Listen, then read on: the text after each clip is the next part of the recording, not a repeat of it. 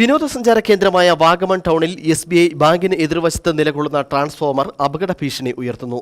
പ്രധാന പാതയിൽ നിന്നും ഇടവഴിയിലേക്ക് കയറുന്ന ഭാഗത്താണ് അപകടം വിതച്ച ട്രാൻസ്ഫോമർ സ്ഥിതി ചെയ്യുന്നത്.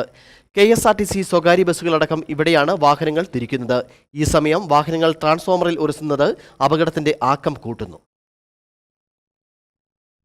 വാഗമണിൽ ബസ്സുകൾക്ക് പാർക്ക് ചെയ്യാൻ സ്റ്റാൻഡ് വേണമെന്ന ആവശ്യത്തിന് വർഷങ്ങളുടെ പഴക്കമുണ്ട്.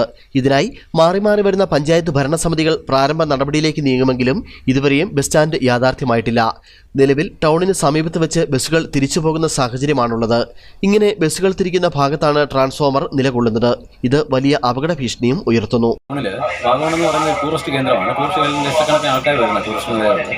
അപ്പോൾ ഇവിടെ ബസ് തിരിക്കാനായിട്ട് സ്റ്റാൻഡ് ഇല്ലാത്തതുകൊണ്ട് വാഗമൺ SBI ബാങ്കിന്റെ ഫ്രണ്ടിൽ ട്രാൻസ്ഫോമറിന്റെ അവിടെയാണ് വണ്ടി തിരിക്കുന്നത്. ഈ ബസ് യാദൃശ്ചികമായിട്ട് ട്രാൻസ്ഫോമറിലെങ്ങനെ ഇരിക്കുകയാണെങ്കിൽ തീകത്തും വലിയ മാരകമായിട്ടുള്ള അപകടം ഉണ്ടാകും.